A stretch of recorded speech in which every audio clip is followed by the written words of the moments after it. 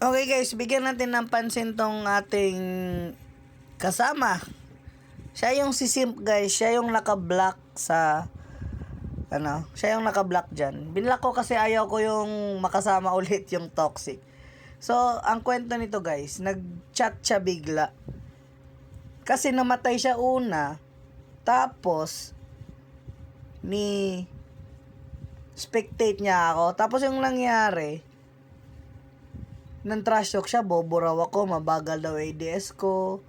Tapos sabi niya, wala daw akong kwenta, quit na daw ko Code M, ganun.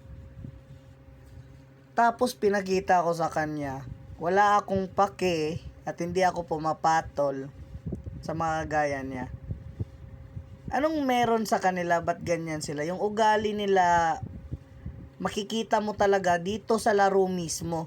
Kung ano sila sa personal, yun yung ugali nila dito sa laro. Payo ko lang guys huwag kayong maging toxic kasi magre-reflect yan sa attitude nyo sa totoong buhay. Meaning, hindi kayo pinalaki ng maayos ng magulang nyo. At saka, one thing pa, ito may video ako, tingnan nyo guys. Yan, mag-plan ka na lang ng points. Destroy the objective. Bomb acquired.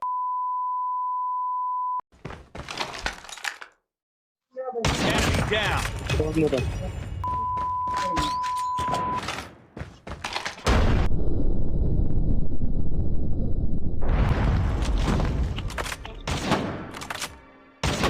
Lost the bomb.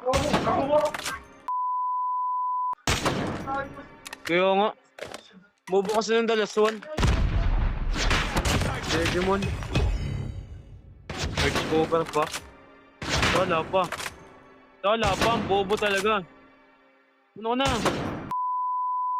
Mo. 6 na bala pinutok mo. Walang tumama. I got shot.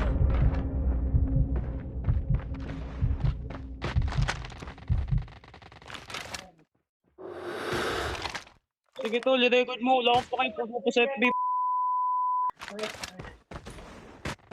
Ito mo, tag mo pa ako eh. Tag mo ako, daw naman sinido. Napakaangas niya. Tapos yung profile niya may anak siya. Siguro hindi niya tinuturing na masamang tao. Hindi naman siya masamang tao. Hindi niya siguro papalakihin ng maayos yung anak niya. Ito dapat yung tingnan natin ng pansin kasi may anak siya tapos ganito siya sa laro. Laro lang naman to. Malamang sa malamang inaabuso niya yung anak niya. Pinapalo niya, pinapagalitan niya sa konting bagay. So, isipin nyo guys, ayan. Huwag nating gawing toxic yung sarili natin dahil sa laro.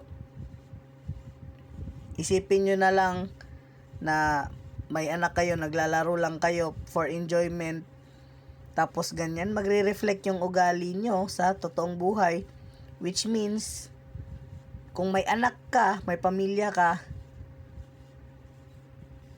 hindi ka mabuting ama sa iyong pamilya. Masamang tao ka siguro, kaya ganan. So, yun lang guys. Salamat sa pakikinig. Tsaka, keep in mind guys, laro lang to. Huwag tayo maging toxic kasi karma, magbabalik yan sa inyo.